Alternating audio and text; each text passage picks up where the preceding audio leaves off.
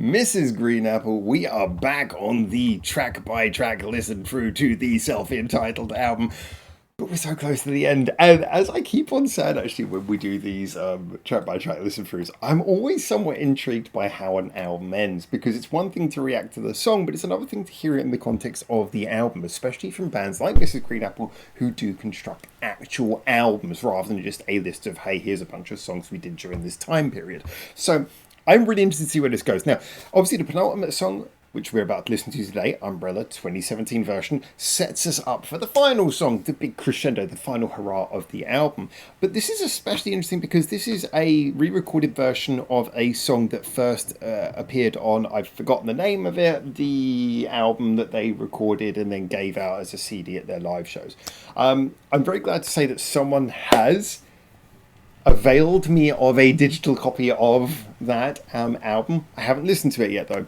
I'm still checking whether it's something I can do online, but at some point I want to listen through to that with all of you guys. So I want to check before listening to it. So I haven't heard the original versions of any of the songs on that CD EP thingy yet.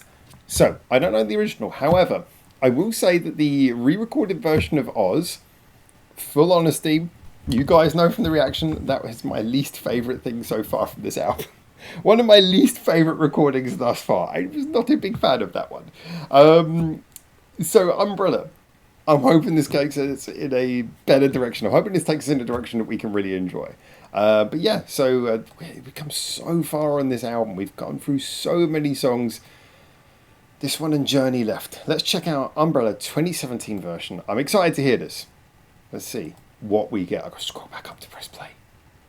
Man, I'm gonna miss this album. I'm actually, because we've been doing so many of these, I'm just really excited to get onto the next album as well. But I'm looking forward to the ending of this one and the beginning of the next album. Here we go, penultimate track time.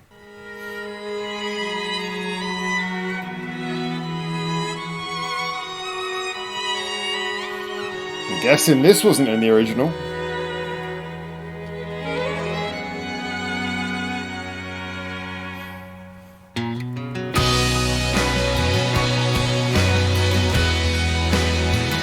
That's pretty. That is pretty. Oh, I really want to hear the original now to know how it differed.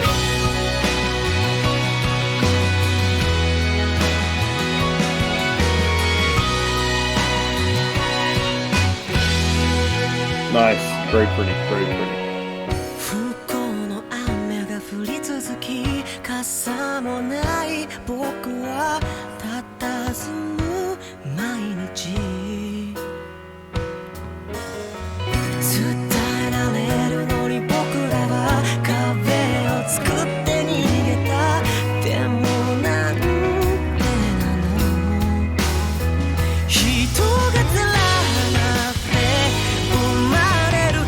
Kind of a traditional Mrs. Green Apple build-up. I'm intrigued by the chorus here.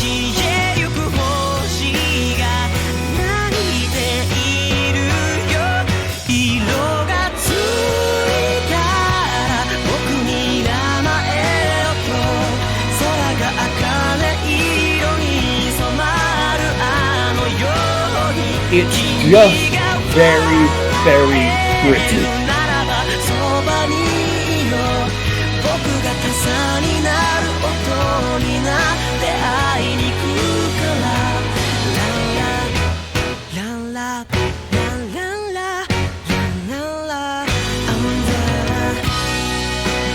Oh, okay.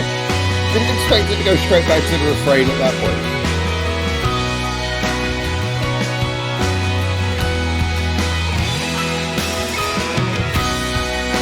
Oh, we're really holding the refrain. This is a song that is definitely kind of like allowing us to swim in the atmosphere it is creating. It's not in an early rush.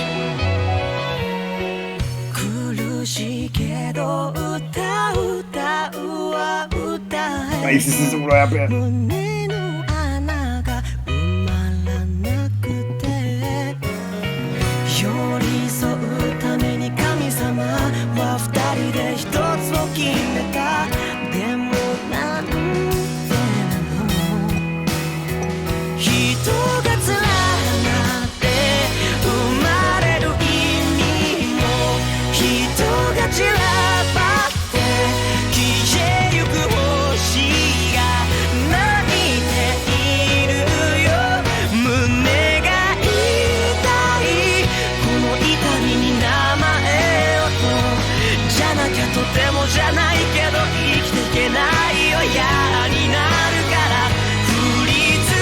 I haven't got a lighter with me, but I feel like I should have one.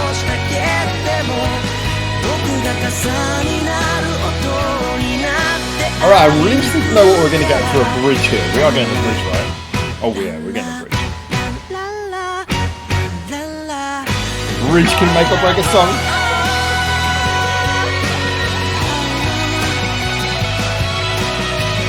Nice choice of sound though.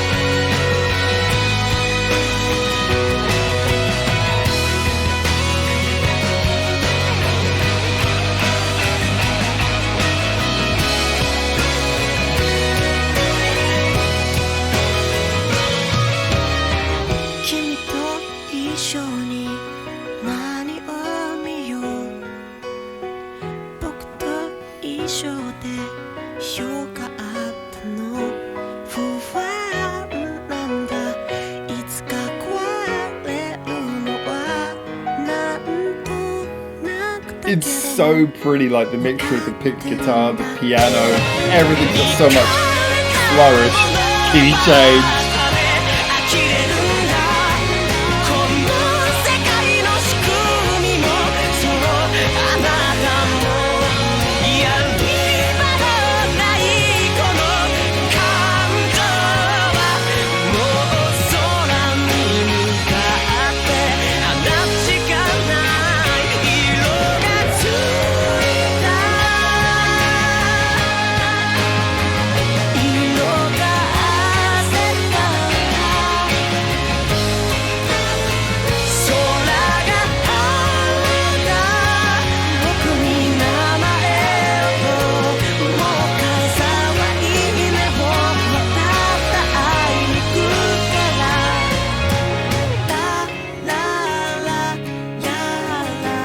You know, I'm not surprised this song's 5.5 minutes. I'm not surprised. I'm not going to hold you. I'm going to get straight into this because this is a song that definitely so many things were exuding from this song beyond just the song itself. Now, usually of recent, when I do these reactions, I just quickly pause for usually about 30 seconds to a minute just to sit down and quickly go through my thoughts, get them in order before actually talking about a song. But this one, it's so clear, I feel, what's going on here that I don't even need to pause. I immediately kind of know what I want to talk about this one. And that really is the fact that there is a type of song that you record in your career. This one being, Umbrella being a re-recording of, as I say, I'm pretty sure, of a song from that initial EP, the one that they gave out at gigs. There's a type of song that you go back to re-record where there is a slightly different vibe to it. Now, if I were to talk about this purely as a song before getting into that, I think the compliments I would give are almost entirely down to things that I suspect are aspects of the re-recording. And I'm not damning with faint praise here. I will come full circle with this, I promise. But the things that I really liked about this, the use of the strings, the piano, okay, the piano might have been in the original, but the beauty of how that was layered, the guitar picking, the quality of the recording made it so crisp, the vocal quality, because I do feel like Omari has improved as a vocalist over the albums that we've been listening to thus far, and, he's gone from being very good to being even better. And there is a real sense that this song is a beautiful, lush version of a song that, if we were just looking at the underlying chords and notes, is pretty by the book. If anything, I would describe this song on a purely writing level as being very clearly from a very early iteration of the band, because as a ballad, it's pretty, it works. It's definitely written in such a way that it's effective, but the melody, it's a little bit more simple and repetitive than most Mrs. Green Apple songs. The chord pattern, it's pretty bog standard.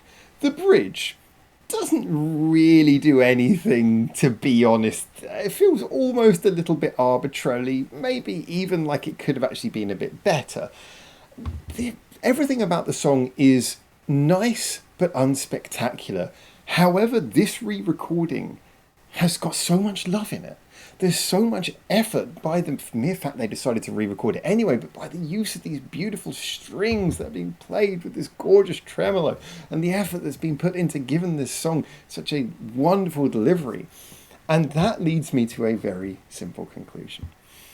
I think anyone who's been writing music and maybe started writing music before they learnt an instrument, which might sound counterintuitive, but I think that applies for a lot of songwriters. If you're one of those people, you'll know what I'm talking about. The sort of person where you learnt to play music not first, but you learnt to play an instrument just because you had songs in your head and you wanted somehow to actually be able to interpret them into something rather than just telling people. This is the song that feels like the product of that kind of person, because I remember from my own story when I was 8 years old, I remember writing a song and it was in my head, and I got in front of a keyboard. It belonged to my brother at the time. He had one of those little plastic keyboards, and I managed to work out how to play the song that was in my head. And kind of the first song I ever really wrote, and I would occasionally revisit it for years afterwards and come back and just add little things to it. And it eventually flourished into a fairly decent song by the time I was in my early 20s, and nothing really came of it, but I always had a very special place for that song in my heart. And this feels like that. It is not the greatest Mrs. Green Apple song. Even within the genre it sits as a ballad, they have scores of songs that are better ballads than this. However, I feel that they really love this song. I feel that it means something to them. And as someone who values songwriting, I get an air of excitement from this. I get a feeling that this song, and I could be wrong, you let me know. This is Green Apple fans, get in the comments, you let me know. But I just feel like this song has that vibe of something that maybe Amaury, mosquito, missed it. Maybe Amaury wrote this at a much younger age. Maybe it was one of his first attempts at a ballad. Maybe it's something that in his head he always heard as being this beautiful, lush arrangement. Maybe he was never really able to get it that way. And now, suddenly, with access to a studio, with a hit record behind him, with a band who are on top of their game and improving, and with like all the time in the world to work on it, he's like, I'm going to take that song and I'm going to make that song come to life. That's what I feel like I'm hearing here. And that's also why I'm not particularly surprised that it wound up as the second to last song on the album. Because, is it the ultimate song to put at the end of an album? Maybe not. But is it a great way to set you up for that final song? Well, yeah, especially if it means that much to you. So, for me, am I going to come back to this song? Probably not. Is it my favourite ballad by them? Not by a long way. Did I enjoy it? Yeah, it was fine. It was fine. It's not great. It got a little bit kind of stopped holding my attention a little bit around the bridge, got a little bit meandery, came round to a decent ending. It's all fairly, good enough. But do I actually love what this song appears, in my opinion, to stand for? Yeah. That I really like. Anyway, there you go. I'm really looking forward to the final song now. As always, get in the comments, tell me what you think, and until I hopefully see you very soon for the next one of these. For now, ciao, ciao.